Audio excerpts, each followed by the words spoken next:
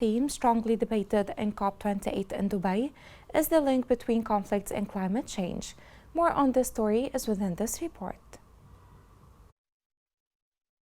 The link between climate change and war has been a running theme at COP28, highlighting how many countries suffer from both deadly conflict and environmental disasters. At the UN climate talks in Dubai, war-torn Gaza, Yemen, Syria, and Ukraine have made their voices heard, complaining about the environmental impact of constant fighting. Ecocide is a new word added to the dictionary, combining both ecosystem and genocide to reflect the environmental impacts of wars and conflicts. The other side of the story is how climate destabilization and the scramble for resources can push climate-vulnerable countries into war. 70% of the most climate-vulnerable countries are also among the weakest politically and economically, according to the World Bank. In Yemen, a thirsty country on the southern fringe of the Arabian Peninsula, a grinding 9-year civil war has increased pressure on diminishing water supplies. As the Yemeni Minister of Water and Environment said,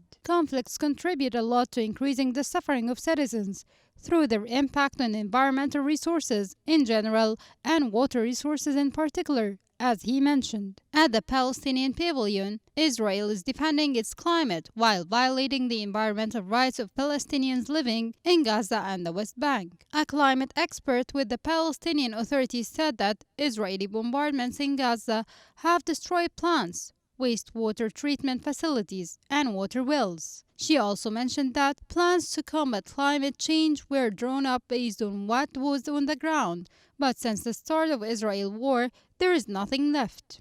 After decades of war in some Arab countries, experts say the environmental damage will affect generations to come. As for Libya, Yemen, and Syria, all territory contested states gripped by war are mostly locked out of climate finance because they don't meet the requirements set by donors at multilateral institutions. All they have are weak central governments and with a high risk that aid money will end up in the hands of the militants. So many donors prefer to stay